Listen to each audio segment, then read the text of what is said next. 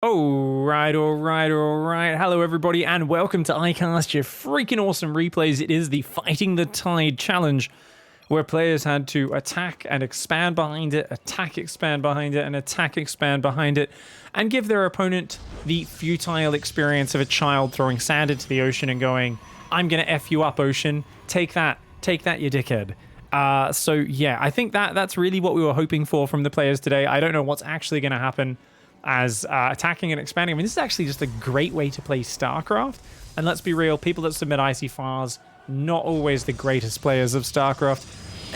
We'll see. We may see some people play above their level, some vastly below it. We'll see exactly what happens. Up in the top left, it is ICYFAR. And an enemy probe coming in early from the blue player in the bottom right. It is Clan Space's Stonecoat. I kind of like that name, Stonecoat. Is that from like a fantasy or something? Are there like golem people who have stony coats or something? I don't know. Sounds cool. For those of you who want to get your replays in for next week, we do have a new challenge. And it's a good one, guys. Do you know why? It's called Pull My Finger Artosis. Find out what old man brood war gas really smells like. You can only mine one gas geyser at each base. So with the upcoming challenge, Pull My Finger Artosis, you can only take one gas at each base. And yeah, basically try and do things with a much more mineral heavy income. And experience a bit more of that brood war style. So good luck with that one. I look forward to having a lot of fun with that. And I was just going to call it something lame like old man gas. But shout out to, I think it was Eon Blue or some people here in the chat at the start of the stream who said, you know what's an even better name for that? Pull My Finger Artosis. And I've got to agree. Twitch chat actually naming a challenge there and deciding on that one very effectively. You know what else is very effective? This guy who's skiving off work. He's hiding in the grass. Did you guys ever, when you were in school, was there ever like a bong smoking tree or bush? I remember there was this like great big bush in my primary school. That's like first, like kindergarten through to 6th grade. It's primary school in Australia. There was this big bush and you could climb in it, and it had like almost like a little room inside it because it was so thick. But they kept finding like bongs and beer bottles there from teenagers going in it in the weekend while we were not at school to like smoke. And they fucking chopped most of the thing out. And I was like, "Aw," because it was the funnest place to hang out as a little kid. We obviously, I don't come from a really bad neighborhood or anything, guys. I didn't at that point by any means. We were not at the age of 9 smoking the devil's cabbage, don't worry. But it was just a great, cool little tree village shrub house to hang out in. And I think that's what this place was. Unfortunately, these stalker narcs come over and say, "Nah, man, get out of here. We're gonna shoot your face off, you dickhead." What an ass. I wonder if Stonecoat's playing the challenge, because this is a first pressure coming across the map. The police coming in to beat up some children, take away their fun, happy house, and is expanding behind it. So who knows? Maybe, Stonecoat, maybe. Oh, look at that nice Stalker micro from Scythe. Scythe, though, not focus firing. So both sides take a bruising and back off, earning each other's respect there. In that duel. Forward gateway going up for Scythe. Scythe's got a Twilight Council and a forward gateway. We're going to see a DT shrine, maybe? This is a very far forward gateway. Meanwhile, though, Robo is on the way for Stonecoat, so observers will be available. We'll have to keep our eyes on exactly what these players are going to do with this. So anyway, back to the point. I remember in my high school, there was similar. There was a bush, which people smoked the devil's cabbage in. There was this big bush. Same thing. They kept... It's like, guys, don't leave evidence of what you've been... Like, you know, the janitor's going around, or the gardener or whatever, and he's like, there seemed to be an awful lot of Gatorade bottles, pieces of hose, and little bits of cans that have been shaped into little cone pieces in this bush. Maybe, and then they go and chop it all down, and you lose your awesome burning bush, you know? And I'm sure a lot of kids had religious experiences in those places, you know? The burning bush, it's a biblical tale, and probably for good reason, you know? You get some of those fumes in, and school probably becomes a little bit more interesting. Anyways, the burning bush here in the center of Romanticide aside, it looks like it's Scythe's turn to be the one attacking. It is in fact going for Blink. So this is a 3-gate Blink assault, but there's a battery, a bunch of Stalkers and Sentries. Stonecoat's looking pretty well set up, so I don't think Scythe's really going to find anything here. And Blink is not done. Oh no, Scythe is getting dicked. Wow, is locked into that engage. Is going to take the trade. but he's only killed, okay, 3 Stalkers. Can he get, if he gets a 4th Stalker, it's not terrible for Zythe. So yeah, he actually does that. Stonecoat not really microing there, unfortunately. Could have been pulling back those weakened Stalkers to the battery. Now is trapped behind his own wall and taking an awful engagement. But battery overcharge says, awful? It's okay. We're not going to lose a single unit. Stonecoat backs behind the wall, comes out front the wall, backs behind the wall, comes back out front the wall. Finally realizes having more than 1 Stalker fight at a time is a good idea and is actually back in a good position. And with an Immortal there, even though the battery is mostly dry of juice, that's going to be more than enough to hang on. But look at this. I think it's Zythe playing the challenge. Zythe moving out for a 3rd is saying, okay, you know what? The first wave might not get you, but when you're fighting the tide, it's about those constant waves, the expansions behind it. It's about me growing bigger and bigger. And indeed, he's going to slowly build up to that overwhelming tsunami of Protoss. So Zythe there outgrowing the opponent a little bit. Units lost. About even for both sides. And I guess Twilight Council is now on the way here for Stonecoat, but Stonecoat's still only on 2 gateways. Oh, the Immortal's in trouble! The Immortal's in trouble! Battery overcharge not quite ready, and Stonecoat pulling back and forth through this choke point keeps dicking himself. Oh, Stonecoat's micro. You gotta overcharge right now, dude. You gotta overcharge right now. If you lose the Immortal, you're done. Oh my god, Stonecoat. Screwing the pooch here. Finally battery overcharges, but only after losing all the DPS there. Didn't have it for the first one, but could have definitely saved the second Immortal there. And you know, this is the danger of having a wall in PvP. You need to either stay behind the wall or stay in front of the wall. Anytime you're running back and forwards while getting hit, it turns against you. So if you're ever in that scenario where that's hurting you too much, sometimes it's just worth letting a gateway die so you have a bigger choke that you can micro in and out of. But I mean, I think a lot of Protoss players just have a problem like a lot of teenage boys, and they think, you know, I'll be able to pull out real quick. You won't even notice. Like, I won't even take any hits on the way in or out. But it's never quite as reliable and quick as you think it is.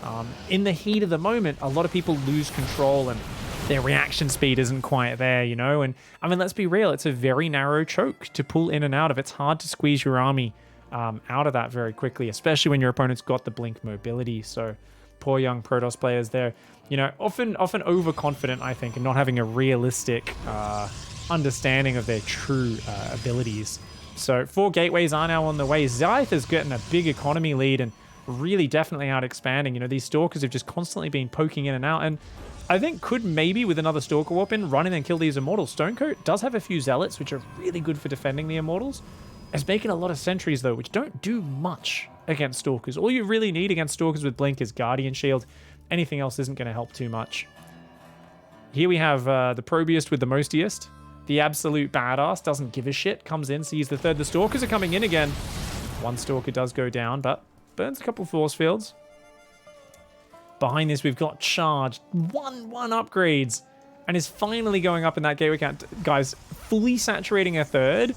Going double upgrades. Blink Charge. Before going up the gateway count. And even then, is still only going to 6 gateways. Oh, I guess there's 7 because there's one on the other side of the map. But still, only 7 gateways and so late in the build. Zythe using the blink pressure to be as greedy as possible behind this and immediately starting +2. Another wave of Stalkers coming in. Stonecoat is not well positioned for this. Stonecoat is way out of position and Stonecoat's Nexus is in big trouble. Uh-oh, needs to get over there. Oh, Charge is done. Okay, if you want to get that Nexus, you're going to lose a lot of Stalkers. Does get it. Nice kill, but...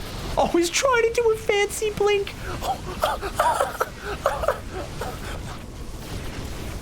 That was the worst maneuver I've ever seen in my life. Shout out to Zythe. Holy shit, could have just blinked to the left and walked away, but was like, nah, I'm gonna move here and then blink across.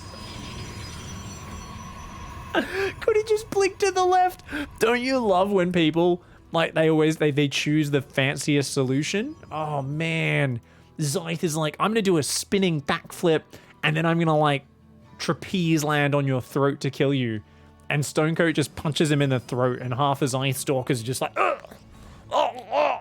I may have overcomplicated things. I mean, killing the 3rd is good, but that was a lot of Stalkers to go down. 25 Stalkers have died this game. And yeah, you've killed a few Immortals. Getting the Nexus is good. It slows down your opponent's economy, but holy crap. That's the rare moment where a kid throws some sand into the ocean and it like times out with the tide actually reversing and like the waves just kind of go still for like a minute. And the kid's like, did I just fuck up the ocean? Like, that's what Stonecoat's thinking right now. He's like, I think I just I think I just butchered the ocean, dude.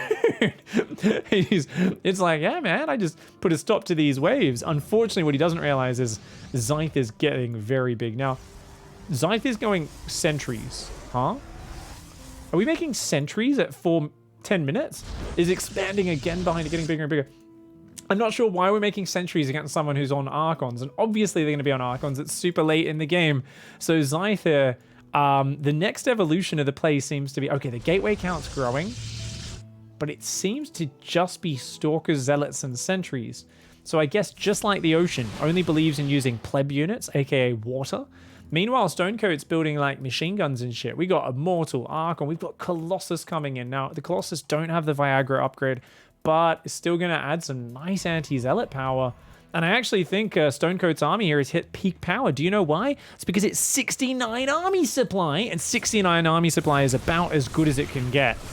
You don't get much better than that. Some say the most overrated army supply doesn't even feel that good to use. Well, I say when it's this quality, 4 Immortals in the back, they are going to shred Stalkers. A lot more Stalkers coming forward. The battery overcharge doing a little bit here. Zyth trying to hang on. Okay, the Archons and Zealots are gone. It's just the Immortals, the Sentries, and the Colossus now.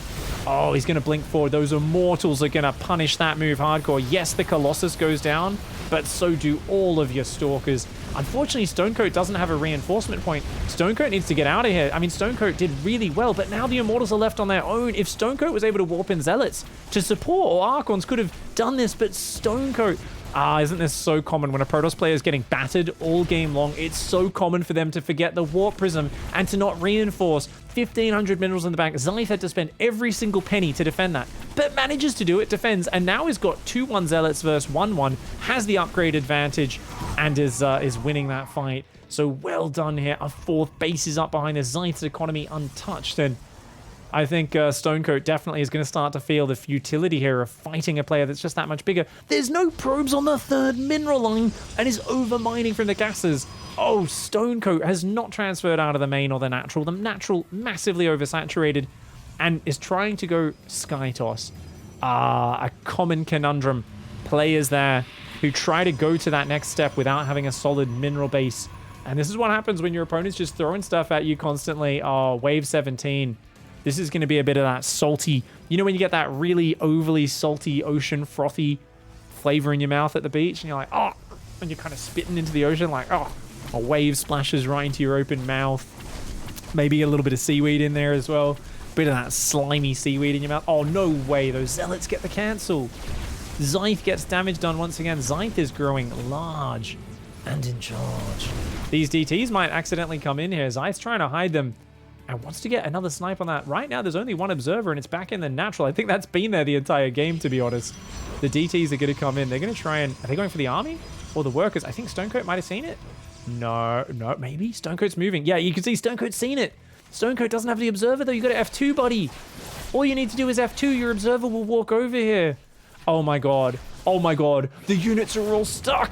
Oh, my God. They're just getting pounded. Absolutely dunked by these waves. Oh my god, Stonecoat. This is painful, dude. Oh, dude. Oh, good.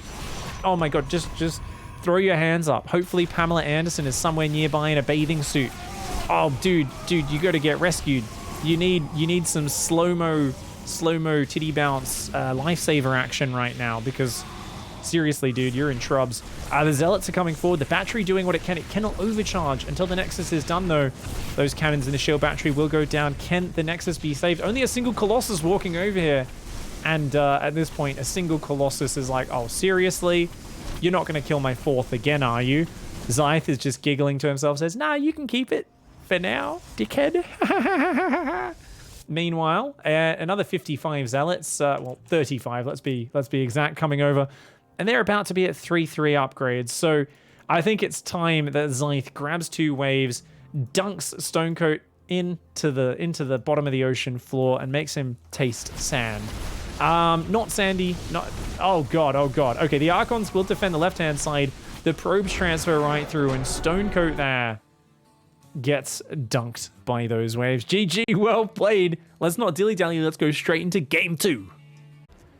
All right. It is game 2 of ICYFAR, and it is, of course, the Fighting the Tide Challenge.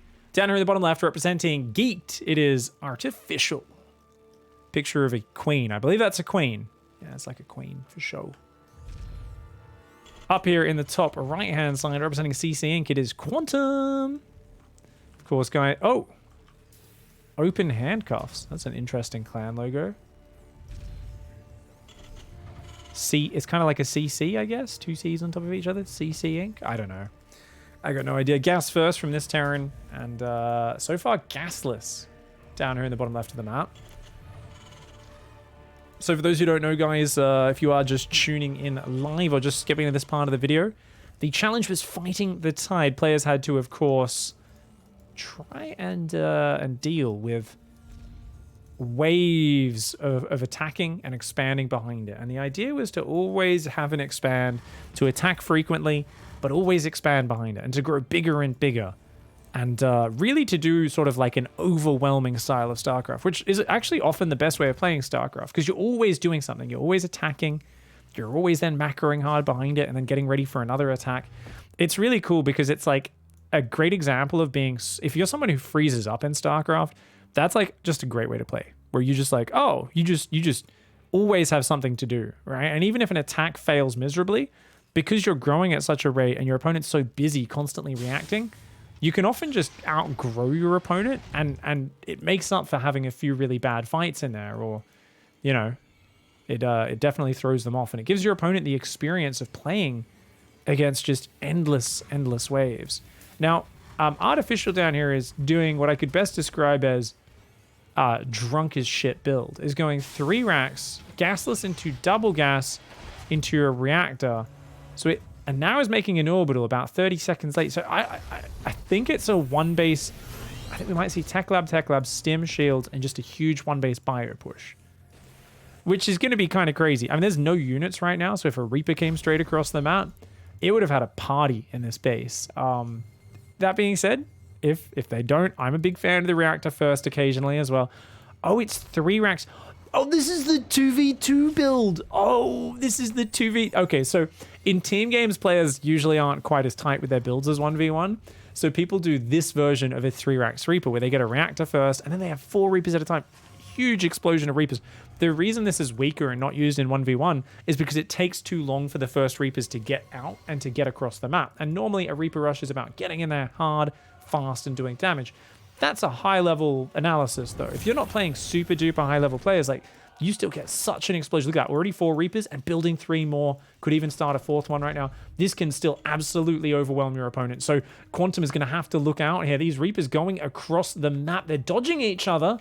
Are these units rallying across? They are. Oh, shit's about to get weird. These guys, the Hellion can't get past those depots. I think both sides are going to run past. There's a Cyclone on the way, thankfully for Quantum, which will be able to eventually defend those Reapers. Of course, Cyclone very good against those Reapers, not going in the mineral line. Neither side going into the enemy's mineral line. Okay, Artificial is the first one to dive, and Quantum is like, oh no, nothing at home. Already 2 SCVs going down. He's going to try and get a third. A third one does go down. The Drilly Boys are trying to run a one big snake. Oh, Quantum with a nice move actually does raise the depot, then lowers it and tries to run back. Oh, could have surrounded the Reapers and gets it. Oh my god, Drilly Boys surround. Welcome to Dicktown, Reapers. You thought you could take out some SCVs. Only 6 SCVs went down there. That could have been so much worse. I can't believe these Reapers are still here fighting. Do they not realize there's a Cyclone and 2 Reapers there? Artificial does have to back off, but continues to fight, and I think this is a really good fight for Quantum. Quantum, Cyclone, and Reapers are actually trading incredibly well. Artificial picking a fight before the reinforcements arrive and has lost the momentum off this opening. That being said, Quantum does not have a command center either. So neither player having an expansion. Artificial going to be the one who tries to do a bit more of a tide style. Says, okay, the Reapers are just going to keep on coming, but running into the base of an opponent who has a Cyclone just loses 2 Reapers for free. So Artificial may need to start being a little bit more choosy about when to commit with these waves, rather than at the moment, it's like a little kiddie pool lapping up at the ankles of Quantum, and Quantum is just kicking those little kiddie waves in the face and going, get out of here, dickhead. Look at that. The counterattack denies the command center. Artificial, though, says, you know what? We got to grow big. Takes a third on location as well. Another SCV comes down to start building that. The Raven just waiting for 50 energy. He can barely contain himself and then squeezes out. an auto turret, the sphincter of the Raven, one of the strangest sphincters out there, of course. It is not biological, so I guess it kind of makes sense, but it does end up squeezing out a big juicy auto turret. More Reapers coming over. They want to jump in that base. There is still a Cyclone, but not many units to support it. They could maybe overwhelm this. Are they going to be able to? These units are out of position. Quantum a little bit slow to respond there. Auto turret could go down, and it does. The Cyclone running away, abandoning his fellows. That Cyclone, a bit of a coward, but so many Reapers coming in. Cyclone does pick off one more. These Reapers are continuing to take very awkward engagements. If they can get the Cyclone, I think it's okay. Where is the repair? There's no repair right now. Quantum does have a tank out, though, and I think Quantum has been so much more efficient. 16 Reapers have gone down for 2 Reapers, 2 Marines, and a Hellion. I mean, okay, they got 7 SCVs early game. Technically, Artificial is getting more expansions, but the early waves have washed up, and so far, Quantum is looking like a big, firm rock, standing ever present amongst the waves, and is like, yeah, maybe another 2,000 years, and you'll be able to shave off a little bit. Artificial, though, not to be outdone, is going to go in again. That's 6 Reapers versus Siege Tank. The Siege Tank microing back. The SCVs! Oh, a little slow to pull there. The tank does go down. Nicely done. Cyclone does pick off another Reaper. Quantum struggling to get enough units out to completely shut this down, but the Ravens come in. They deny a command center one more time. This auto turret is not going to do anything. Quantum, I think, thought that wouldn't be finished building yet, and is going to tickle a few SCVs walking past, and that's about it. The Reapers come back in, though, and it looks like, I mean, a bit of counterattacking from Quantum, skipping some stones across these bases, but not really doing the critical damage, whereas the Reapers are keeping him pinned on one base. And at this point, it seems like these waves so goddamn inefficient, but they're inexorable, they're unstoppable, they don't slow down. And the Ocean's just going to keep on chipping away, and Quantum may be a rock. That is a 12-kill Cyclone. But is that actually enough? These Reapers are the guys who sign up for the suicide mission, but they're going to keep going. And, oh, that Cyclone. Oh, the Cyclone! The Cyclone goes down. He got 13 kills. There are a few Marines out, but that's a lot of Reapers, and things are about to hit the fan here. He starts attacking his own barracks. A bit of panic micro there from Quantum. 3 Reapers, 4 Reapers survive. Now a tank's going to pop out, but this is big problem right now. Ravens are on the other side of the map, but they're not doing anything right now. And a siege tank pops out. It does take out 1 Reaper, 2 Reaper, 3 Reaper. And okay, that tank will hold on for now. But Quantum still pinned here on one base, forgetting to drop mules, forgetting to mine gas. Is, though, going for a counterattack. And look at that, auto turrets coming in. Going to get a few of these mules. If Quantum was only dropping these auto turrets in the main base, that's where the big juicy targets are. These auto turrets are only having limited effect because Quantum is so under pressure at home, keeps on panicking, and oh no! Who keeps signing up for this mission? At this point, I am convinced that Artificial's recruiters are straight up lying to the soldiers. They're like, do you want a jetpack, 2 pistols, and one of the safest, most awesome missions ever? We're going to send you as an assault scout. Now, these weapons, a jetpack, these are to give you the mobility to get out of harm's way if you need be. We just want you to go scout from this plateau up here. There's this platform. We haven't scouted it, but our satellite footage shows there isn't any enemies up there. Should be completely safe. If you do engage the enemy on there, just in case, make sure you are ready to fight. And you do have a standing order to never retreat, even when outnumbered. You are meant to run in and get yourselves killed, taking out some SCVs. But that shouldn't happen. Sign up for the Reaper division. It's the bravest, greatest division out. You get double pay, which doesn't matter because you never survive to collect a paycheck, and we don't send it on to your family because we're Terran douchebags. Once again, did we just see 8 Reapers attack into a massive pack of Stim Marines and a siege tank? Yes, we did. Who is giving these guys orders, and how drugged up are they to continue following them? Artificial is literally treating his Reapers with about as much respect as the Ocean treats a single wave on. It's like, zero care for human life. Meanwhile, Quantum, look at this. It's like, set up a defensive perimeter. No Terran bio soldier left behind. And Artificial's like, I gotta keep going, man. I gotta keep going. He's going right now for 5 barracks plus 1 attack, Mass Reaper. But he's got 4 command centers up on location. He's building a 5th in the bottom right, and is actually potentially going to win this game with just Mass Reaper, which is one of the silliest things I've ever seen. And just keeps attacking into the worst possible situations. Don't get me wrong, guys. Reapers aren't terrible versus Marines. If you wait for him to unsiege, move out. But you can't keep jumping into Stim Marines with like 4 Reapers at a time.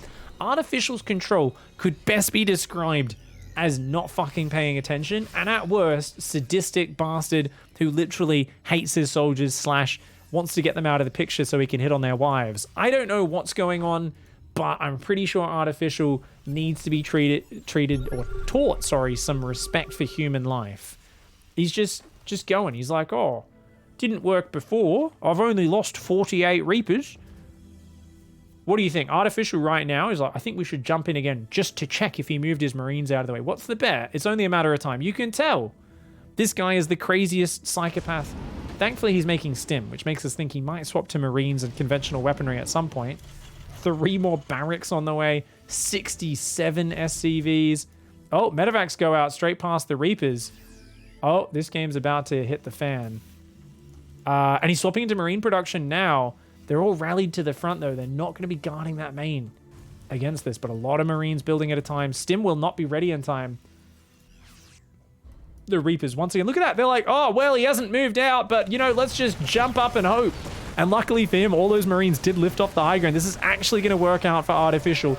The same absolutely maniacal, ridiculous maneuver that he's tried 27 times before finally starts to pay off. Unfortunately for him, though, 16 Marines and 2 Ravens in his back door. And that's going to be a big problem. Oh, the Reapers find another tank. They get another tank. They're going to run into the natural, though, and that siege tank will greet them. And they're going to run right up into melee with the tank so it cannot shoot them. They're within its minimum distance. Nicely done. These Marines have not been stimmed or used. Quantum could have killed this whole main base by now, and now they're all stuck behind each other. Quantum does not want to lose these Ravens either. Drops a few auto turrets to pick off the rally.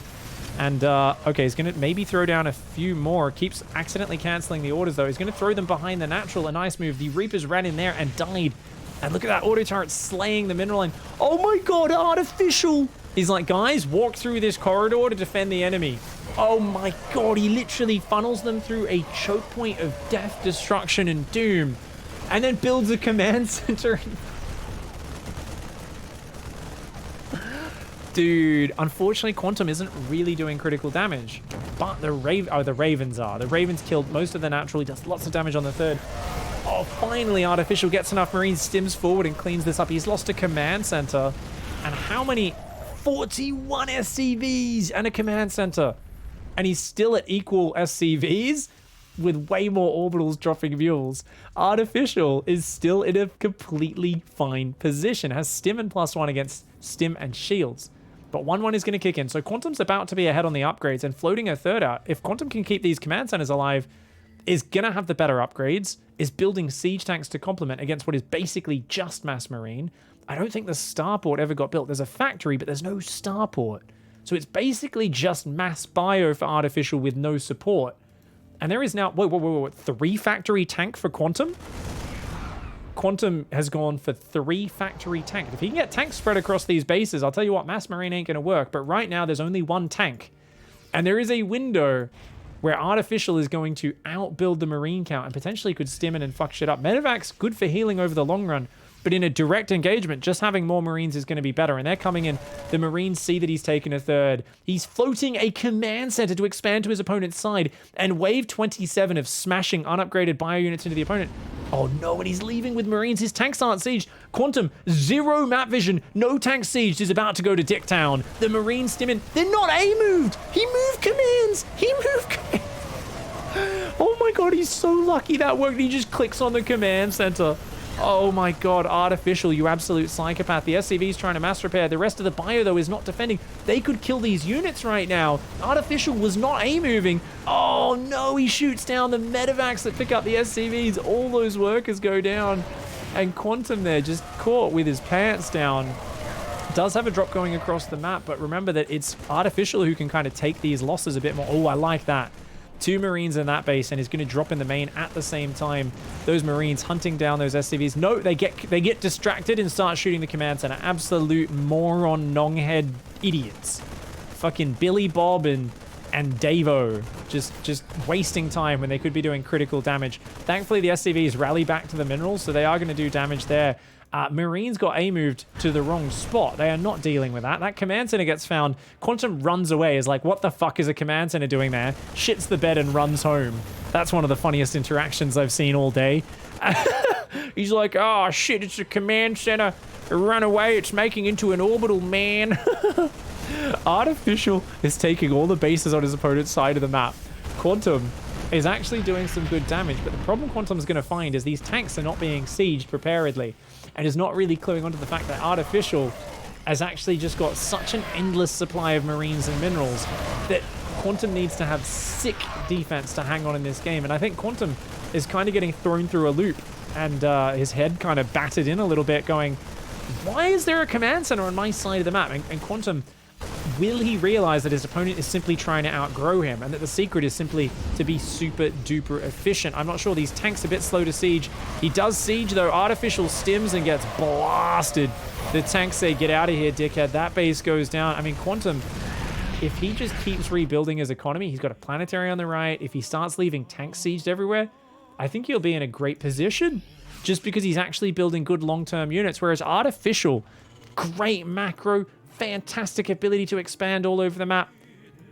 Some of the worst engagements we've ever seen, right? We have seen Artificial consistently move command past his opponent's units and stim into weird positions. I think Artificial, with the numbers, if he can attack a few locations at once, or if he can get some medevacs to drop in the back, he could still do this. But the planetary being erected, that's very hard for Marines to take out, especially with only 1/1. Starting +2 attack. Okay, now he's doing some multi-prong. I like this. We pointed out how the tanks need to be pre-sieged. They're not. Quantum not learning his lesson from earlier. He's got to drop down there, but he's going to have to stim to the left-hand side, the planetary on the right, and those Marines are not going to find anything. The left-hand side gets cleaned up, but they might find their way into the natural. Auto turrets go down to greet them, though. Quantum is going to lose one Raven, but oh my god, Artificial. Jesus! What Marine follows that orders? Question your orders, guys. I'm not saying go full mutiny, but if your opponent says, all of you run through the gauntlet of auto turrets to try to kill one Raven, and 30 of you sacrifice your lives for it, I don't know if it's a good trade, mate. Quantum's doing some sick damage over here, is getting more and more SCVs, but that's enough Marines to deal with it. Oh, actually, no. Artificial's Marines getting a bit distracted. Now they micro down. Another pack of Marines runs in to engage a planetary. Okay, they take out the sensor tower, I guess, but there we go. They're going to hold position to deny one mineral patch. Some tanks are being left on the left-hand side, which is pretty good here. And 2-2 upgrades are going to finish earlier. If Quantum can max out on Marine tank, it's just going to be a far superior army. But the question is, can Quantum remember to just leave tanks all over the place? Or is he going to blob his army together? I think a counterattack right now might work for him. As I say, that there's already another 52 Marines. Okay, 63 Reapers, 155 Marines have gone down, as well as 85 SCVs. But the power of the tide, man. The ocean of red Terran on this map. He's like, as long as I just keep expanding, I can take horrendous trades for the entire game. Oh no, Quantum loads up a double drop and flies it through the middle of the map. Something you can never do. Wait, are we seeing Marines stim at this? Oh, why did he unsiege? Oh no. Okay, there we go. He will hold on. Oh my god. Oh my god. Okay, I know I overused this analogy, but World War I? Hello? Hello? Seriously, like, Artificial is using World War I tactics to the fucking max. He's just like, yeah, we're gonna just kind of walk into the enemy artillery repeatedly. No mixed arms tactics, no... Oh my god. Is he stimming in? I mean, okay, he gets 2 tanks. That could have been worse, I guess. As long as he doesn't engage the planetary. Tanks should be behind the planetary against Mass Marine. Oh, he's not sieged again! Does it even matter? I think Quantum might still hold on here. Okay, Quantum still wins that fight, but he's losing more tanks than he needs to. He does take out that command center. There's more tanks on the right-hand side that are going to siege up there. The planetary does not have ISEC auto-tracking, so it can only reach there. It can't fully cover those tanks. But you can see that Quantum's, yeah, starting to leave tanks everywhere. So I always talk about how in TVT, often the area that opens up is your natural, and that's the most undefended area. So I actually think if Artificial ever realizes the flanks are being well defended and just goes to the middle, that might work out. A lovely Marine flank. Artificial starts showing some really good micro there. Like, there's been some questionable engages, but you can tell Artificial has got quick hands and has got the ability to spread those Marines and take good fights at certain moments. These 2 Marines, oh my god, it's the return of Billy Bob and Steve-O. They are destroying a bunch of SCVs, bringing the total up to 105 workers killed. But the tide never stops, and the waters are continuing to crash on forwards here. Oh shit, that's cool. They are just gonna kind of come forward like that and see what they can do. Damn. Damn, damn, damn, damn, damn, damn, damn, damn, damn, damn. Damn, damn, damn, damn, damn, damn, damn, damn, damn. Just moving me Corsair logo. Oh my god, it's not stopping. He's coming again. He's coming again. Round 36. Round 36 into Siege Tank Planetary. Oh my... Is he continuing to attack into this? What is he doing? 331 Marines? Like, what do you... Look at the units lost time. He's been doubly inefficient. If he keeps this up, he will find a way to lose this game. He's building 24 Marines, making 3-3 right now. And is continuing to attack the front, which... Quantum, you got to keep your tanks sieged. Are you not learning your lesson? Quantum keeps thinking, surely there's not another army behind that. And is just not adapting to the scenario. You just need to stay behind your walls. He does clean yet another army up. It's cost efficient, but he needs to be more cost efficient than that if he wants to win against a guy who's literally mining out his side of the map. He can see SCVs going through his sensor tower right now. He can see SCVs rallying back and forwards through his sensor towers. Like, that is the position you're in. And once again, Artificial's like, yeah, I think if I just walk a few Marines in, it'll probably be a good idea. If he stims through here into the natural, he wins the game. That area is just not covered. If Artificial realizes that, it's going to be, what are you... And he unsieges Quantum. Stop unsieging. All you need to do is sit here, and this absolute nong of a Terran is going to wash into you. But Quantum keeps going, nah, I think I need to swim out deeper into the ocean. If I punch it from a few hundred meters out into the ocean in a riptide, then maybe it'll really hurt it. No, you need to just keep sieged. Just defend Quantum. Your drops are doing great. Just keep your tanks sieged. Send some drops across. It's all you need to do. Artificial is literally fighting like the ocean here, as brain dead as possible, just like a big force of nature. It's not adaptable, it's not adjustable, it just does its thing. It doesn't seem to even have a will of its own, but by fuck is it powerful. Is he going to attack a planetary with Mass Marine again? Well, there's just no way. That planetary has 41 kills. As long as he repairs it, which he does, easiest hold of his life. 48 kills. 56, 60 kill planetary fortress. I'm sorry, that's a planetary fuctress. Because it fucks. That was the joke. That's the whole thing. I don't even need to say anything. This game speaks for itself. Why is he still attacking through a choke point? He's like doing high level spreading, but he's not like of his units there, but he's still attacking in a column through a choke point rather than attacking from multiple sides. Like, Artificial has some pieces of absolutely awesome control used in completely the wrong way. Like, I'm like, your units are still funneling through a choke. Why aren't you attacking from multiple angles? Oh my god. Oh, this is so ridiculous.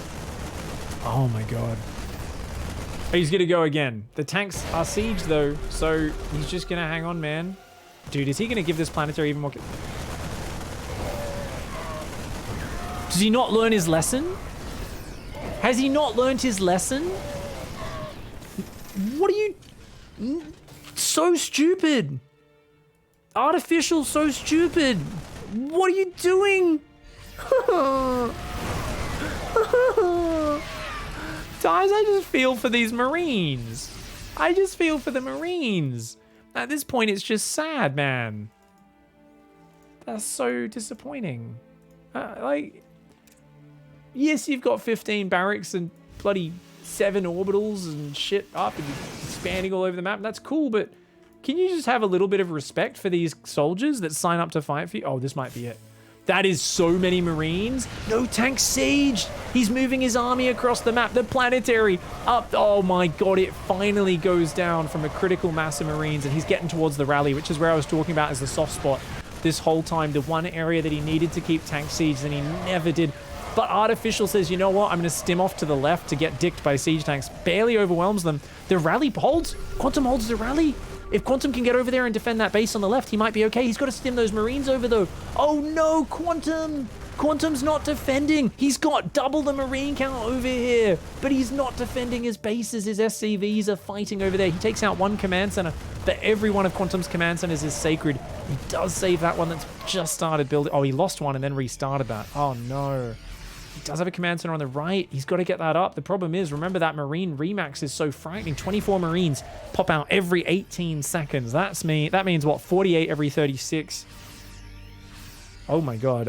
72 Marines every 48 seconds. So, and then 2/3 of a cycle. 2/3 of 24 is what? 16. 16 plus 72 is 88.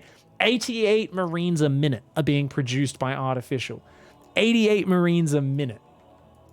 Just digest that for a second. If you kill all those Marines, there are 88 of them popped out 1 minute later. Holy shit. This is the power of production. Oh no, the Marines catch the Drilly Boy rally. They let them walk past. The tanks and Marines go in, they're going to do some damage, but you got to protect your production. Quantum has left nothing at home. Is entering a base trade. Oh my, we're entering a base trade. Okay, look at that.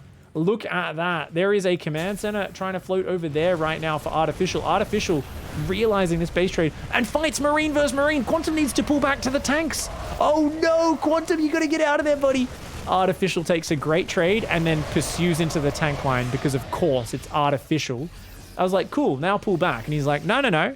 We have to taste the siege tank rounds just to know exactly what sort of ammo they're using. And I'm like, that's not a good idea. He's like, I beg to differ. I believe, I watched the movie Zulu, and I believe their strategy at the start of sending in lines of dudes to get shot down while they count the enemy numbers is a good strategy. And I'm like, that's not a good strategy. That's a terrible strategy. You don't do that against them. He's like, yeah, well, we gotta see somehow. How else will we exhaust the enemy's ammunition? And now Quantum actually is going to get on top of the production because of that, or at least some of the production. The problem is Quantum going to be able to get a command center out? Because right now, okay, there's one command center in the dead space, and there's a planetary down here as well. Actually, Quantum's setting up a strong point down there.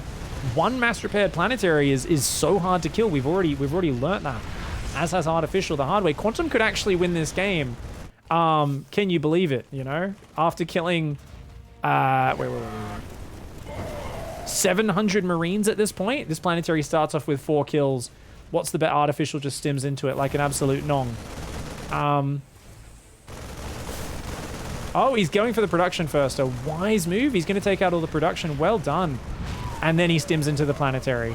Repair. Quantum, repair. Quantum. No. Oh, he repairs at the last second. Oh, he gives those Marines blue balls. Oh, nicely done. 23 kill planetary. The orbital lands next to it because Artificial is an idiot, I guess. I don't know if he thought that was there to take fire or what. But Quantum, these tanks unanswered, and they're going to be able to move forward. As long as they don't get ambushed, they're going to do really well. There's plenty of SCVs alive. Some depots are being rebuilt. There's a command center there, another command center there. Obviously can't build tanks right now, unfortunately, but getting on top of the production is Quantum. Oh, he loses one tank. He just needs to A-move that. Don't lose another tank, mate. Oh my god, he just lost 2 tanks to 10 Marines because he was running away from it. Oh no. Quantum, you gotta be brave, mate. You gotta be brave. You gotta be strong. I think he wins. As long as he doesn't lose all of his tanks, because he's got medevacs to heal these Marines. He's only down about 15 Marines. He's taken out all of the production. He's getting the orbitals. Don't attack into the planetary. No, Quantum. Oh, he loses a bunch of Marines there. 4 Marines go down. The tanks can take down the planetary. And he's just got to be ready to mass repair. He's got a bunch of SCVs just standing there ready on auto repair. Artificial's just going to go for it. No. No! There's no way this works. Pull more SCVs. You got to pull more SCVs. Oh my god. Artificial. What are you possibly doing to think this is a good idea?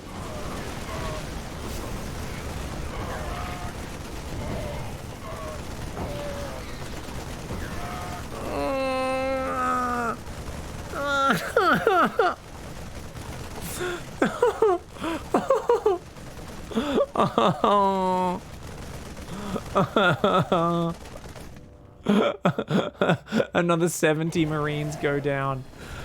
Oh my god, with that he's done. He's lost all of his units. The planetary's up. Quantum weathers the storm. Is a casual 30,000 resources more efficient. And I mean, Artificial played the challenge down to the T. Artificial played the challenge down to the T.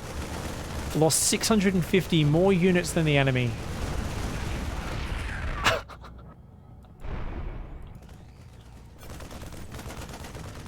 But wow, just wow, guys, just wow. A single Marine denying a bit of mining, but I mean, what's he doing? He's building 2 Marines at a time. He's trying to get some command centers up, but it's futile. Quantum still has 20 Marines, some siege tanks, is just hunting him down. And I mean, we saw something special today, guys. We saw some of the worst Reaper attacks ever executed, some of the greatest macro behind it, followed by some of the worst Marine attacks we've ever seen in our life. We have seen full-on Mensk style, just throw the soldiers' lives away, because why the heck not? And shout out to Artificial for just showing us that. I mean, look at those numbers. 63 Marines, 203 SCVs, 780 Marines against 93 SCVs, 28 tanks, 235 Marines. That one planetary that died over here that killed like 70, 80 units. Oh my god. That was just a disaster. And the units lost tab. 40,000 to 72,000. Artificial sending in a loss like a boss. GG, well played. You're an absolute psychopath monster. Let's go straight from that madness into game 3. Alright. It is time for iCast, your freaking awesome replays. Episode number 3 from today. Game number 3, we should say. It is, of course, the Fighting the Tide challenge, where players had to attack, expand, attack, expand, attack, and expand. Expanding behind their attacks, growing bigger and bigger like the ocean, and give their opponent that hopeless feeling of fighting the tides. Down here in the bottom right-hand side, the Terran player representing Taste the Bacon. It is Scary Mouse. Have you guys ever seen a scary mouse? I guess they can frighten you because they move so quickly when one is in your house and you don't expect it, right? But I wouldn't normally think of a mouse as scary. Bit of an opposite, innit? Up here in the top left-hand side, the blue Zerg player sending 2 drones out. It is Zaros. Wait, what? And then going pool first. Is this player looking for proxy barracks, it looks like? Interesting. Sent this drone down very early. He gets to contemplate. He gets a last little think to himself before ending his life and turning into a hatchery. Fair enough. So for those of you who want to get your replays in for next week, we do have a new challenge. I forgot to mention it in the last game. So if anyone skipped through to this part of the VOD or is just tuning in live, can we get an exclamation mark ICYFAR in the chat for those watching live? It is, of course, pull my finger, Artosis. Find out what old man Brood War gas smells like. You can only mine 1 gas at each base, Brood War style. So send your replays in as always. Got to be in by next week, and we're sticking to that normal schedule. It's going to be awesome. I'm really looking forward to that. It's a really easy challenge, kind of like this one. So a lot of flexibility, a lot of things you guys can do. It just means you're obviously only at a maximum of half the gas mining per base. So you got to expand faster, use more mineral heavy stuff, and find a way to make that work in an interesting manner. Send in your fun games, and I look forward to casting them next week. For now, an early roach warren from this Zerg Zardos. Looks like we're going to see 2 Zerglings coming out, which might try and run around the Reaper to do damage, and then a Roach Rush. Really good way to take advantage of... Oh, wait, there's no expansion! Scary Mouse is doing a 1-base TVZ opening. What the hell? Does Scary Mouse think he's playing TVT? He's doing a TVT opening. He's just building Reapers and Ellies. I think Scary Mouse may have queued up against a random, or may have thought the opponent was Terran. Scary Mouse comes in and goes, wait, what the shit? This is a Zerg player? I think Scary Mouse is very confused right now. Oh no, the Reaper goes down as well. I mean, having a Hellion early is not bad. Hellion and a Reaper. He's continuing to build Reapers and Hellions. Maybe this is just how Scary Mouse plays against Zerg, but those units do not do well versus Roaches. 5 Roaches are on the way. This command center should finish before they get there, so it can always lift off for safety, but you really want to have like a tech lab so you can get out a tank, a Cyclone, a Marauder, something like that. Thankfully, Scary Mouse pokes in, and seeing those Roaches gets the hell out of there. Let's go to Scary Mouse's camera and watch the panic. A tech lab goes down in the factory. A bunker tries to frantically build at the front of the base. But that SCV is taking forever to get down there. I don't think that bunker is going to finish in time. Marines are trying to build. And look at this. Those Roaches coming across the map. The Zerg continuing to rally Roaches, though. Rather than droning... behind this. So a bit of a bizarre choice there. Maybe they're just to defend any counterattack of the Hellions. Ravagers are making. I guess these other roaches, are they going to come? They are. Even a few slow Zerglings joining in with this. Interesting. Drones are now going on behind this. So Zaros is, of course, going to throw a wave of Roach Ravager Zergling Macro up behind it. It may, in fact, be Zaros who sent in this replay, not Scary Mouse. Those units hop into that bunker. 2 Reapers and a Marine. Hellions behind it. A Siege Tank is almost out. It's about 8 seconds from finishing. These Ravagers could get biling this bunker. They got to get a move on. They're not on it just yet. The Reapers and the Hellions are like, oh, yep, you're still committing. Uh-oh. Oh, nice bounces. Where's the repair? Where's the repair? Oh, no. Don't siege that tank. Oh, my God. Do not siege that tank, whatever you do. Oh, my God. Where the SCVs aren't pulling. The SCVs aren't pulling. They got to fight, man. Okay, does take out one of the Ravagers, but that bile, ooh, does dodge it. But these units just don't do good damage versus this. And Scary Mouse forgetting to repair the bunker and taking a lot of damage. Zaros here, a great start, and is taking a 3rd base behind it. Nicely done. Those last roaches, so difficult to kill. Gonna heal one with a Ravager. That one survives the last drill, barely regenerates an extra hit point just in time. This Marine comes down and says, screw you, Ravager. But, uh-oh, that's not good. And, oh, a Liberator's no good versus Ravagers. Look at that. Dodges that, double bile. That Liberator's 1 bile from death now. This Siege Tank should be able to defend, especially if he clicks on that red hit point Ravager. There we go. All right, Siege Tank does defend. Oh no, the Liberator just sits there and dies. Scary Mouse here with a bit of a messy start to things. And if only repaired the bunker, I think this would have been a totally different game if all those SCVs pulled. Behind this though, look at that. Zaros growing ever bigger. Droning really hard. It's up to 44 drones versus 27. This Roach and Ravager just looking to distract, be as annoying as they can, and keep the Terran occupied. And that's some brilliant play from the Zerg, who's up to 2 full bases of mining, starting to rally workers over to the 3rd. The only thing really missing is tech for Zaros, who doesn't have an Evo chamber or anything like that. But he's going to get a macro hatch down, building more queens. Double Evo goes down now. Wants to get big. Scary Mouse, a couple tanks for safety. He's going to queue a Liberator across, building another Liberator. So he's going to try and get some counter damage done. And no Spore Crawlers, only 1 Queen. There's a good chance this works out quite well, especially if that Lib sieges from the top. It's going to be bad. It's going to be really bad for Zaros. But it looks like it's not actually queued to siege. And if it just sieges here, oh, perfect siege angle. Look at that. Okay, Scary Mouse is going to turn this into a game. Zaros was looking like it was about to run away with this game. But that Lib comes in. Lovely angle. And Zaros needs to react. Oh, so many drones going down. 5 kills, 6 kills, 7 kills, 8 kills. Oh, God, Zaros still hasn't reacted. I don't think Zaros has even realized what's happening. Finally, a Queen moves over to Spore, but only after the Lib repositions. And the Queen, she's in range. She takes a hit. Another drone goes down. Scary Mouse's Lib revenge coming in big. A Lib's queued up to siege from the south as well. So these 2 Liberators together, if the first one's still alive, that's massive. And look at that, that Spore's, I don't think that's even rooting in range of it. The Lib is going to unsiege. He's going to actually siege on top of that Spore. A bit of a panic siege, unfortunately. I think. Oh, that Queen might die though. Hey, that Lib's still doing some good damage. Oh my God. Oh, does he get out? Does it get out? It gets out. It gets out. Oh my God, so annoying. It's going to get another drone or 2 here. This is keeping Zaros so distracted. 2 more drone kills before going down, and another Lib siege is in from behind the 3rd. Zaros so far ahead, but it turns out this ocean is starting to actually lose a bit of water. I think it feels right now like it's like, you guys know when all the water pulls back from the beach when you know a tsunami's coming? That's what this probably is like for Scary Mouse. Scary Mouse is like, watch the ocean run away. Look at this bitch. They're fucking taking all this damage to my Liberators. Get wrecked. Get wrecked, you noob. Ha ha ha. These Libs are doing so much. Mining time, distraction, direct damage. And look at that. Another Queen comes forward. She's almost dead. 1 hit from death. That Lib's just going to siege on her, maybe. Look at this. The Lib's still dancing around, being as annoying as possible. Can the Ravager finish it? And a nice bile from the Ravager combined with the Queen takes that down. But not before that ties things up. 49 SCVs to 60.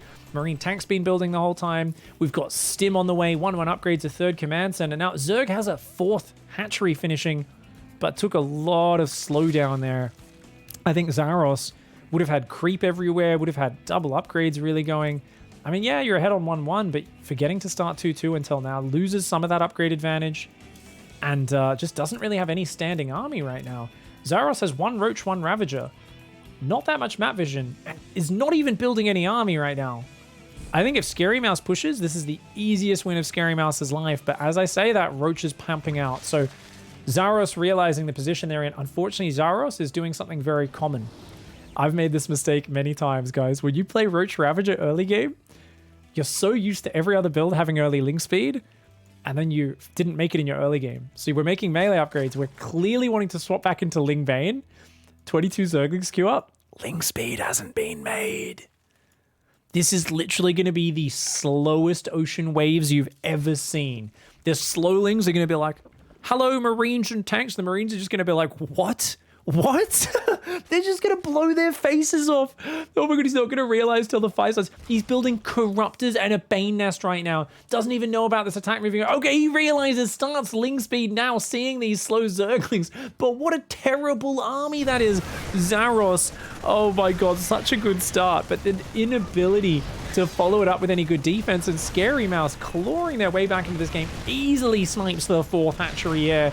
Gets a bunch of the drones on it as well. 25 workers killed in total. And that's a fantastic position there for Scary Mouse, who's got +2 attack on the way behind this, has the 3rd landed. Equal workers on both sides. The only problem for Scary Mouse is that this army is not being reinforced. So I think Scary Mouse should probably be pulling back right now. Those tanks aren't sieged. And Zerg has a lot of Ravagers. Oh, Scary Mouse, you gotta watch out. He's on the high ground. He's gotta pull to the left. He's gotta pull to the left. Nice pullback from Scary Mouse, but the tanks are awfully clumped. So, for instance, Biles there or there would take out 3 tanks with 1 Bile. So, I like that Scary Mouse is going to try and spread out a little bit. And, oh, sending a double drop to the main at the same time. Scary Mouse here fighting back against this ocean of Zerg. And, yeah, it feels to me like Zaros is in troubles. Biles coming down, though. He's going to take out that front siege tank. The Marines doing a good job. That tank goes down. Those Marines, though, take out a few of those Corruptors, and there's a double drop in the main. As long as these guys stay with these siege tanks, they're all good. Scary Mouse continuing to push forward when the Zerg has the much scarier army here. These Marines are unloading. Scary Mouse, absolutely big balls. Marines, go, go, go! Scary Mouse in an undefended base, but not watching, is focusing on the wrong side. Has massive damage potential in the main, but actually, maybe baiting those Ravagers in could work out. Biles do come down, though. And it looks like those siege tanks will fall, as will those Marines. A nice hot pickup and fly away. And at the same time, the Marines in the main. Oh, Zaros. Oh, Zaros. Oh, no. This Zerg player, such a good start. And Scary Mouse is like, excuse me, sir. How do you like getting punched in your groin?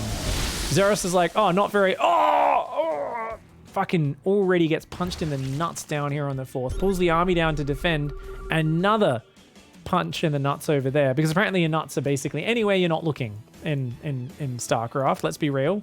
It's not a specific base. It's just wherever your army isn't, that's your groin. It's your most vulnerable area. 11 more drones. 11 more drones? This Zerg is crazy. He's got a lot of 2-2 upgrades. He's got Bane speed, 17 Banes. Just no Zerglings. The Zerg is trying to build more units, but look at that. A redrop in the main base. Drones rallying into their death. And once again, a lovely tank spready. Has got to spread those Marines, though. Uh-oh, uh-oh. The Marines do pull back. Those Banelings causing some real trouble. They get some great connections, but the drop in the back, killing more workers. A lot of the Marines do survive here. They're keeping the Zerg distracted. And Marines actually do not terribly there versus the Ravagers. Oh my god, a lot of Ravagers going down. And the Zerg here, Zaros' spawning pool is gone. He didn't rebuild the spawning pool. And he's not building Roaches right now. He's got 16 lava. He's trying to build Zerglings, but he can't. He's built some Roaches, but he's got to build more than that. The Zerg player only now rebuilding the spawning pool, making a hive in the midst of this, is still at a great economy of 71 drones. There's Zaros. Scary Mouse, though, is now saying, I'm going to be the ocean now, bitch. Takes a base behind that, takes a 4th, has a 5th command center, has 3-3 upgrades. He's up to 11 Marines at a time, more and more add-ons, 2 factory tanks, and it's just going to be an endless walk of bio tank medevac across this map. Scary Mouse. I really thought it was the Zerg who sent this replay in early, but it feels like it's definitely the Terran who's going to be growing bigger and attacking constantly at this point. Shout out, by the way, to this guy. Doesn't even give a fuck. He's like, yeah, I'm just going to siege on this base. Every drone that comes down to take it, I will kill. All right, buddy. Some would call you a suicidal maniac, but what else, dude? Taking one for the team. Zaros, on the other hand, a massive pervert, has been keeping vision over the natural in the 3rd all game long. Some really nice pervy boy positions. Overlords all over the shop. He's trying to get back into the Ling Bane production. Has a great drone count. Is making 3-3 in Adrenal. If Zaros can actually just make a few rounds of Ling Bane and max out, I think this actually turns way back in the Zerg's favor. Simply because Ling Bane, as long as there's not too many siege tanks like set up whenever you fight, I think it's much harder for the Terran to micro that. That being said, the creep spread is so weak, and Scary Mouse has always been the initiator in these fights. Looks like that tank in the bottom did go down. So Scary Mouse, once again, drop on the left, push on the top right. Ooh, juicy, juicy. That's a lot of Corruptors, though. Run, run, run, run. Boost, boost, boost, boost, boost. Oh, Boost was just off cooldown. And Marines up here, but the tanks didn't get brought. Ooh, and that's only 3 siege tanks. My favorite area on this map as a Terran, if you can bait Zergs into fight, is if you've got 2 tanks there and like a tank there, and then you just run around here with your bio and keep baiting them into this area. It's so hard for them to deal with. Oh, Corruptors are going to run into the bio. That's not good for them. Oh, blasted. Blasted. Are the tanks siege, though? That's a lot of Banelings. Uh-oh, it's going to be a weird ambush here. The Ling Bane catches a bunch of the Marines. Oh, Scary Mouse reacts, but is cornered. A lot of the Marines getting trapped up against the edge there. Oh, damn, a lot of them go down. The tanks are doing very well, but so many Marines got caught there. A nice engage for Zaros. He's got 46 more Lings on the way. Has plenty of Banelings here. Can definitely slow down this advance, but look at that Scary Mouse not giving time. Leapfrogging those siege tanks a few at a time. Says, Banelings, come and walk into my siege tanks, please. A lovely trade for Scary Mouse, who's just keeping up this aggression. More bio tank, even building armor on the way behind this. And Zaros has got a new base up on the south, but really needs to start winning some fights. And I think it's the lack of backstabs, right? A lot of these bases going up completely uncontested. Zaros never finding a chance to get out of this contain. Finally clears up the Marines there. Is going to break this position. Oh, has to get rid of the Marines. If you can get rid of the Marines, yeah, that's enough Lings. The Corruptors are butchering the medevacs. They need to get out of there. Scary Mouse needed to evacuate these medevacs. Oh no, leaves them there to heal the Marines, but those Marines are cheap units. Those medevacs are the ones they're going to take forever to replace, and they run out of boost. They're not even going to get home. That's like 10 medevacs that just went down there. A total of 14 in this game. Almost no healing now for this next bio army. Zaros, so greedy in the midst of this. It's up on 82 workers. 3-3's about to catch up. So the upgrade advantage gone for the Terran. Zaros weathering the tide, weathering the waves. Oh my god, these turrets need to finish. Planetary, of course, unable to lift. Oh, the bio might be able to punish some of the Corruptors, but well done. Zaros unzips his fly, takes a piss on Scary Mouse's base. Scary Mouse's Marine Marauder Police a little bit too slow to respond. And look at this, slow to heal after stimming the entire army as well, desperately needing to get more medevacs out. And they are coming out 2 at a time. Production is good, but definitely feeling the hurt there. Back to 4 base. Up against the 5 base Zerg, who's now taking a 6th in the bottom. And look at this, just constantly moving workers to these new bases. Zaros is now into ultra production. And I actually think the tables have turned. I talked about if the Zerg could hang on. And I think that big fight in the north with those Marines getting trapped up against the edge there was a huge turning point. The medevacs after that as well, in the follow-up to that, was really the punch into the crotch that followed it up. And we've got Scary Mouse trying to re-expand, but just not at the rate of the Zerg, and it's kind of fallen back now. That being said, 25 Marauders, pretty fucking good versus Ultralisks, eh? They will basically one-shot or two-shot Ultras, and that means the Ultras are not going to be that good. You're going to need a lot of Ling Bane to get on top of the tanks, to trap these Marines and Marauders so your Banelings can do the damage, and if you don't have any Banelings, you're in trouble. So right now, there's only 8 Banelings, not many Zerglings. Zaros still needs time to build up a big bank and build up a lot more Banelings to increase the supply density, the real power of this army. Marine Marauder drop on the south, army on the north. Always the 1-2 punch from Scary Mouse, and I love it. Really allows this army to snake around the north of the map, pull them to the south, and then push in on the north. Allows your tanks to get sieged. Fusion Core is going down behind this. We've got a 5th, a 6th, and a 7th base all at once. That command center better lift off quick. Ooh, stims in though. Stims in. Nicely done. The Corruptors do catch that base. They probably will be able to take it out. But that's only if they don't pull home. And it looks like they are pulling home to defend the drop. So this does a lot of damage, bringing up to 53 drones killed. The drop's going to move elsewhere. Scary Mouse moving south on the north from the north as well. And Zaros cannot trickle into that. Zaros has got to group up, but he's going in, loses an Ultra. Other 2 of them deep in the orange. A second Ultra goes down, sorry. The 3rd Ultra is going to fall as well. Oh, Zaros getting baited into some very bad fights. This drop doing so much to pull the Zerg's attention and really keep him flustered. And look at that, Scary Mouse picks up and redrops again. Oh my god, fantastic play from Scary Mouse. Always using a single medevac to totally screw with the Zerg. The Ultras are coming in, but the bio stims forward. Oh, Scary Mouse not A-moving there. Oh no, Scary Mouse had the numbers, just needed to attack move and do a bit of stutter step, but actually accidentally moved command through the Ultra Bane, and looks like, yeah, he's going to lose that whole army. I mean, I think it's okay because Scary Mouse took out a base, and that drop did some good damage, so it's acceptable, but the tank count gets reset. At least a few of the medevacs get out. There is another bio army getting ready, as well as Liberator production. Advanced Ballistics is almost done on that Fusion Core.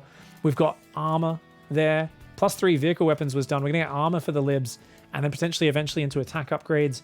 We've got a planetary there, a planetary there. The command center on the south survived, so we can go back and land and build a planetary as well. And just no creep spread for Zaros. Zaros going almost pure Ultralisk right now. He's on 8 Ultras and is building 5 more. Ultras really need that Ling Bane to trap your opponent. If it's pure Ultra and your opponent's got good Marauder production, they can basically just stim and stutter step backwards, and your Ultras, unless you get a sandwich, aren't really going to be able to close the distance. Command center is going to go down. The bio does need to kind of group up. The tanks are sieging nice and far back. Losing one command center, not the end of the world right now. And he's going to stim in. Stutter step. Nice stutter step here from Scary Mouse. You can see the bio isn't really taking any damage, and those Ultras are getting blasted, but tries to do a bit of a spready, a bit too early. I think Scary Mouse needs to stutter step back a bit more against these Ultras. Against Ling Bane, it's a good idea to spread out, I think, but against Mass Ultra, you've actually got to stutter step more, because losing that ball of bio actually ends up letting the Ultras cleanse this army. Losing a command center here, the bio cannot stand its ground against Ultras, and that's unfortunate. Scary Mouse not knowing the correct micro. I think Zaros may actually have just won this game. What a game it's been. It's building mostly Marines right now as well, when it needs to be a lot more Marauders. Scary Mouse does have 2 bases in the top. A Lib comes in and is doing very well, picking off a Queen. Nice. That Spore isn't even rooted in range. That's an Advanced Ballistics Liberator, mate. Spore Crawler does move over, but lovely reposition from Scary Mouse. Scary Mouse, lots of bio tank here, is shooting the Ultra from the high ground, but once again, you've got to start a step back more than anything. Libs are very good versus Ultras, but they're not sieged right now.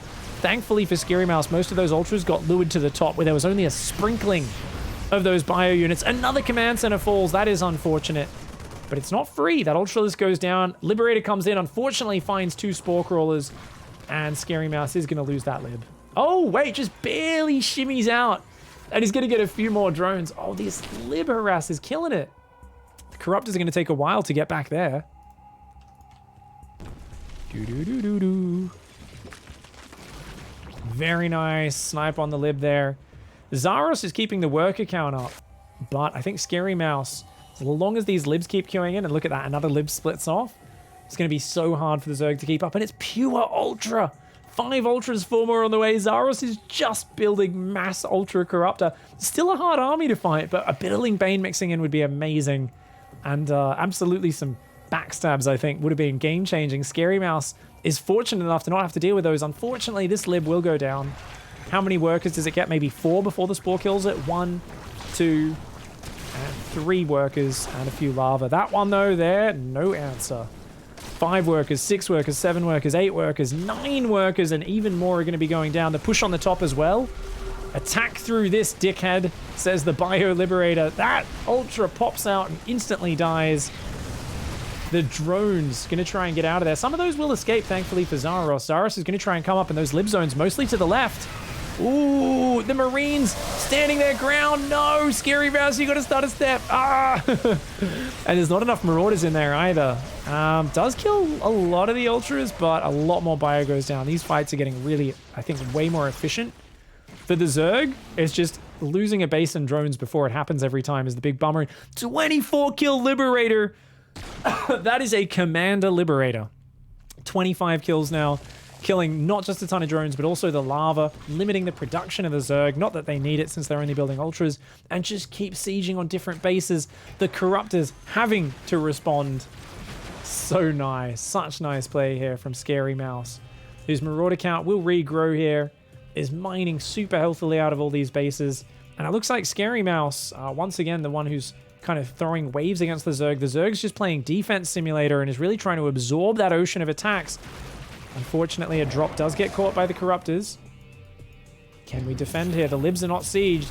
Those Libs really want to be sieged all in one compact zone as like a fallback position. So you want to stutter step backwards through your Lib zones, and that's where your Ultras just get destroyed if your opponent can do that well enough. Broodlord's going to make... There's no Vikings, no Thors. Marines can deal with Broodlords, but they are very good at kind of making the siege tanks, shooting the other units, and all that sort of stuff. I think the one problem is Zaros clearly doesn't use control groups, right? I'm pretty certain about that. Let's go to Zaros's camera. Yeah. No army control groups. You can tell because there's never been a single backstab or spotting unit on the map. So with players like this, sometimes what happens is they A-move their whole army, and if the Terran kind of stutter steps backwards, the Broodlords are so slow they end up way behind the army, and you can kind of fight all the Ultras, the Banelings, and then deal with the Broodlords. So Scary Mouse may be able to simply pull back, may actually be able to overwhelm. There's not that much support. What is it, 4 Ultras? The Banelings aren't even ready yet? 4 Ultras, 4 Broodlords is not that big. You might be able to just stim on top. Those Broodlords looking mighty exposed. Zaros is trying to bait Scary Mouse into the Ultra Bane. It's a lot of Corruptors, but not that much on the ground. Zaros getting a bit far forward. Scary Mouse is like, all right, let's go. Stims forward. Doesn't quite kill any of the Broods, though. Oh, he's going to try and pull back. Some of the Ultras are coming far forward. The Broods are fighting the whole time, but the tank Lib blasting. They're absolutely blasting the Ultras. The Marines, though, they're all still alive. They're going to come in. Those Broodlords getting focused down. Not enough support there for Zaros. And the Corruptors not really able to help. They took out a couple of units. Some Libs still survived, though. And look at that. A Lib from behind. 2 kills already. And is going to finally go down. But Zaros not reinforcing that army. And I think Broodlords was a great decision. It just wasn't backed up by a rally, wasn't backed up by a reinforce.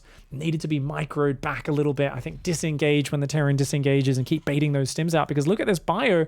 There's no medevacs right now. Having to go back into double starport. Medevac production is Scary Mouse. And I mean, this has been a real seesaw, fun, action-packed back and forth game. +2 ship weapons is on the way there. So they're going to get stronger and stronger. Of course, Libs do 80 damage with +1. So 75, 80, 85, and then 90 damage. A shot to ground when they get +3. This Lib is going to come in, but it's actually the south side that's undefended. The Corruptor's a little slow, though. A little slow. The Corruptor's like, hey, what's happening over there? Drones, why do you keep spontaneously combusting? They're not spontaneously combusting. Zaros, react. Send your Corruptors, you lazy bastard. Finally, after a whole bunch of workers go down. Thankfully, Zaros still has 90 drones. Zaros is one of these Zergs who's like, every time I'm losing drones, I'm already building another 20 drones to replace the 10 that died. The problem Zaros may have, though, is the bases will mine out. And so much money being spent on workers, 118 going down in this game, that can cause problems. And look at this, Corruptors on the south side. Liberators are there. Unfortunately, if those Liberators go in first, that's going to be a real bummer for Scary Mouse. If Scary Mouse goes in on the north, pulls the army up there, then the Libs go in, it would be huge. But you know what? Zaros has been very slow to respond. Those drones pull there, but they haven't pulled on the left yet. The Corruptors are responding. These drones are all dying, though. The drones are all dying. 8 kills on the right, Liberator. A whole bunch on the left. 8, 9, 10. And the Ultras and Lings of F2 down here as well. Oh, goodbye expansion in the north. So Scary Mouse, no Liberators on this push. It's only Bio Tank Medevac that takes out the hatch. Unfortunately, lets the drones escape. I think that was a whole bunch of value escaping the clutches. At this point, it's all about the supply. If Scary Mouse can just ball up the bio, I normally wouldn't advise you ball up with this supply, but against just Space Cows, I think Scary Mouse can do it. There is so much Marine Marauder here, and oh, actually does nice. The Corruptors get obliterated. The Ultras go bye-bye, and holy shit. What a game. 37 Space Cows went down in the making of this game. At the end of the day, you can see that it was about 12,000 resources more efficient for the Terran player. Oh my god. 37 Ultras? No way. Like, that's just crazy.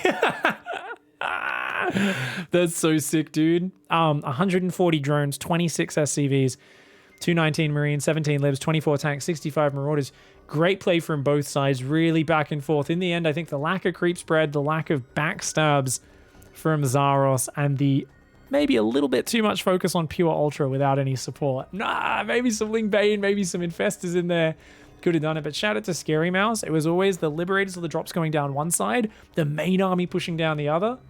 And that was a truly brilliant game to finish off a brilliant day. This was an awesome day of ICYFAR. We are, of course, trying out putting them all in one video today, as you guys have noticed. Probably should have mentioned that at the start of the VOD, but totally forgot because I was having fun casting some games.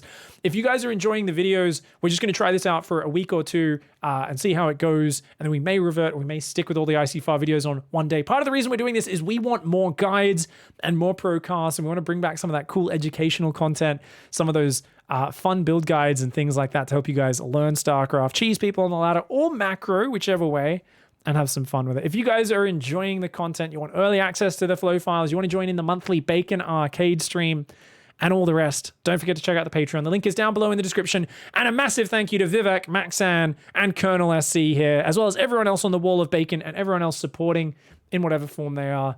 I hope you guys enjoyed ICYFAR today. Get in your replays for Pull My Finger Artosis. Can't wait to cast those games next week. Goodbye and good night, fam.